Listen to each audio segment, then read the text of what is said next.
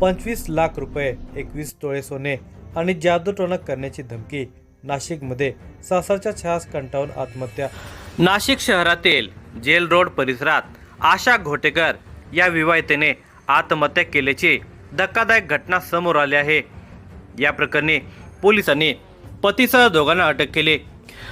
विवाहानंतर आशा यांचा सतत शारीरिक आणि मानसिक छळ केला जात होता. तसेच सासरकडून 25 लाख रुपये आणि 21 तोळे सोन्याची मागणी केल्याचा आरोप तिच्या भावाने केला आहे. तर या प्रकरणात जादूटोणा करून जीवे मारण्याची धमकी दिल्याची तक्रारही पोलिसांच्याकडे केली आहे. दरम्यान मृत महिलेच्या पतीचे दुसऱ्या महिलेशी अनैतिक संबंध असल्याचाही आरोप केला आहे. आता पोलीस या प्रकरणाचा तपास करत आहेत.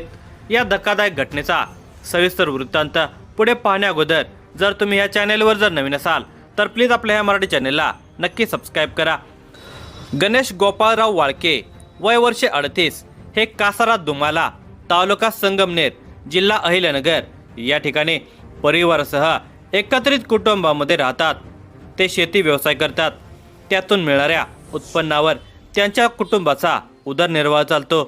त्यांची बहीण आशा प्रवीण घोटेकर, वय वर्ष 40, राहणार अंबिका निवास, दसकगाव, जेल रोड, नाशिक रोड. हिचे सन 2008 साली दसकगाव, जेल रोड, नाशिक रोड येथे राहणाऱ्या प्रवीण साहेबराव घोटेकर, वय वर्ष 42, याच्यासोबत लग्न झाले. या दाम्पत्याला 2 मुले आहेत. आता ती मुलेही मोठी झाली आहेत. दिनांक 6 मे 2026 रोजी सकाळी 6:45 सुमारास गोपाळ घरी होते. तेव्हा त्याच्या मोबाईल नंबरवर त्याच्या बहिणीचा भाया राजेंद्र साहेबराव घोटेकर याने फोन करून सांगितले की तुझी बहीण घराचे दरवाजा उघडत नाही, तुम्ही पटकन नाशिकला या. तेव्हा त्याने विचारले की माझी बहीण घराचे दरवाजे का उघडत नाही, काय भांडण झाले आहे का? तेव्हा त्याने काही एक न सांगता फक्त नाशिकला येऊन जा एवढे सांगितल्यामुळे गोपाळ त्यांचा मोठा भाऊ, पत्नी, नातेवाईक यांना घेऊन संगमनेर येथून नाशिक येथे येण्यास निघाले. ते सिन्नरच्या आसपास असताना परत सकाळी 8 वाजण्याच्या सुमारास त्यांना फोन आला. ते म्हणाले की तुम्ही घरी न येता बिटको हॉस्पिटल, नाशिक रोड येथे या. तेव्हाही त्यांनी विचारले की माझी बहीण आशाला काही झाले आहे का? तरी त्यांनी काही न सांगता फोन कट केला. त्यानंतर गोपाळ व इतर जण दिनांक 6 मे रोजी नाशिकला सकाळी 9 वाजता बिटको हॉस्पिटल, नाशिक रोड येथे पोहोचले. तेव्हा त्यांना समजले की आशाने तिच्या राहत्या घरात गळफास घेतल्याने ती मयत झाली आहे. हे केल्यानंतर गोपाळ यांना प्रचंड धक्का बसला. उपनगर पोलिसांनी घटनास्थळ आणि मृतदेहाचा पंचनामा केला. या प्रकरणी पोलिसांनी गोपाळकडे चौकशी केली असता त्यांनी सांगितले की माझी बहीण आशा ही मला सन 2018 सालापासून वेळोवेळी फोन करून सांगत होती की मला माझे सासरचे लोक 4 चाकी गाडी आणि फ्लॅट घेण्यासाठी तुझ्या भावाकडून 25 लाख रुपये घेऊन ये, तरच तुला घरामध्ये चांगली वागणूक देऊ, नाहीतर तू आमच्या मुलाला सोडचिठ्ठी देऊन तुझ्या भावाकडे निघून जा, असे बोलून माझ्याशी भांडण करून मला त्रास देतात. बहीण आशा हिने फोन करून सांगितले होते की माझ्या आईच्या नावावर असलेली जमीन विकून माझे दाजी प्रवीण साहेबराव घाटेकर यांना 4 चाकी गाडी आणि फ्लॅट घेण्यासाठी 25 लाख रुपये दिले होते. त्यानंतर सन 2024 साली माझी आई मयत झाली.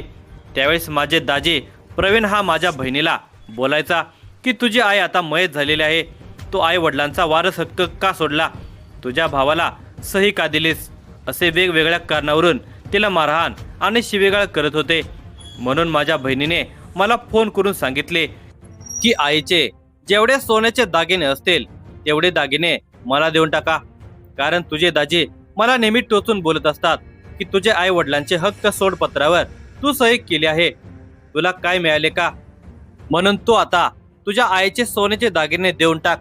त्यामुळे मी माझी मयत आई व मयत सावत्र आई यांचे एकूण 21 तोळे वजनाचे सोन्याचे दागिने माझी बहीण आणि दाजी यांना दिले आहेत.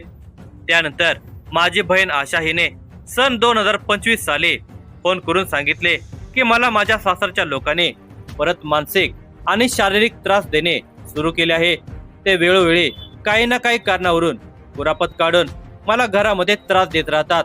तसेच तुझे दाजी प्रवीण याचे बाहेरील महिलेसोबत अनैतिक संबंध चालू आहेत असे मला समजले असून तिचे नाव आरती असे आहे. त्या महिलेचे आधार कार्ड हे तुझ्या दाजीच्या नावाने करून ठेवलेले आहे.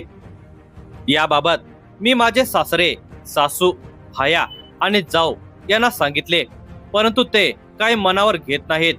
उलट मला काही ना काही बोलत राहतात. माझे सासरे साहेबराव घोटेकर, सासू लताबाई घोटेकर, भाया राजेंद्र घोटेकर व जाऊ चित्रा घोटेकर हे सर्वजण माझ्या विरोधात आहेत. माझे सासू सासरे असे म्हणतात की आमचा मुलगा कसाही वागला तरी तो आम्हाला चालेल. तसेच तुला या घरामध्ये राहायचे असेल तर तुला आमचे मनाप्रमाणेच वागावं लागेल. तुला आमच्या घरामध्ये राहायचे नसेल तर तू आमच्या घरातून निघून गेलीस तरी चालेल. आम्ही आमच्या मुलाला दुसरी बायको करून देऊ. तसेच तुझे दाजी मला म्हणतात की मी स्वतः आणि माझे वडील असे आम्ही जादूटोणा करतो. त्यांचे साहित्य आमच्या घरामध्ये पडलेले आहे.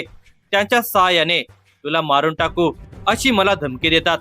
त्यामुळे माझी बहीण आशा प्रवीण घोटेकर तिने त्यांच्या राहत्या घरी त्यांच्या त्रासाला कंटाळून तिने गळफास घेऊन आत्महत्या केली आहे अशी फिर्याद गोपाळ याने उपनगर पोलीस ठाण्याला दाखल केली.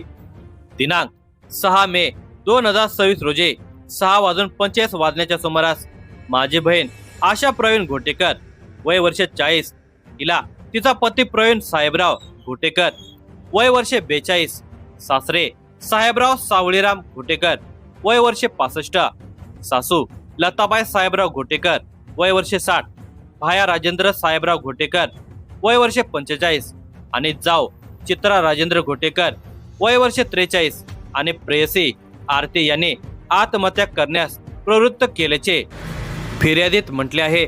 पोलीस आयुक्त संदीप कर्णिक, वरिष्ठ पोलीस निरीक्षक जयंत शिरसाट यांच्या मार्गदर्शनाखाली उपनगर पोलीस स्टेशनचे पोलीस उपनिरीक्षक सपकाळे हे पुढील तपास करत आहेत. लग्नानंतर पहिली काही वर्षे आशाची सुखात गेलेली होती. मात्र 2018 पासून आशा हिला सासरच्या लोकांनी छळायला सुरुवात केली. पती, सासू सासरे आणि दीर हे त्यांच्याकडे वारंवार पैशांची मागणी करायचे. ही मागणी करून त्यांनी आशा यांना मानसिक आणि शारीरिक कोंडीत पकडले होते. आशा हिला पती प्रवीण घोटेकर याचे अन्य एका महिलेशी अनैतिक संबंध असल्याचा संशय होता. याबाबत जाब विचारला असता तिला वारंवार शारीरिक आणि मानसिक त्रास देण्यात आला. इतकेच नव्हे तर सासरच्या मंडळींनी तिला घराबाहेर काढण्याची धमकी दिली होती. जादूटोणा करून तुला मारून टाकू अशी भीतीही त्यांनी घातली होती. विवाहानंतर आशा हिचा सातत्याने शारीरिक आणि मानसिक छळ केला जात होता. जादूटोणा करण्याची धमकी तसेच सासरकडून 25 लाख रुपये आणि 21 तोळे सोन्याची मागणी करण्यात आली होती. या सर्व प्रकारामुळे विवाहितेवर प्रचंड मानसिक ताण निर्माण झालेला होता. अखेर सतेच्या छळाला कंटाळून आशाने टोकाचे पाऊल उचलत आत्महत्या केल्याचे समोर आले आहे. संबंधित या धक्कादायक घटनेचा तपास पुढे पोलीस करत आहेत.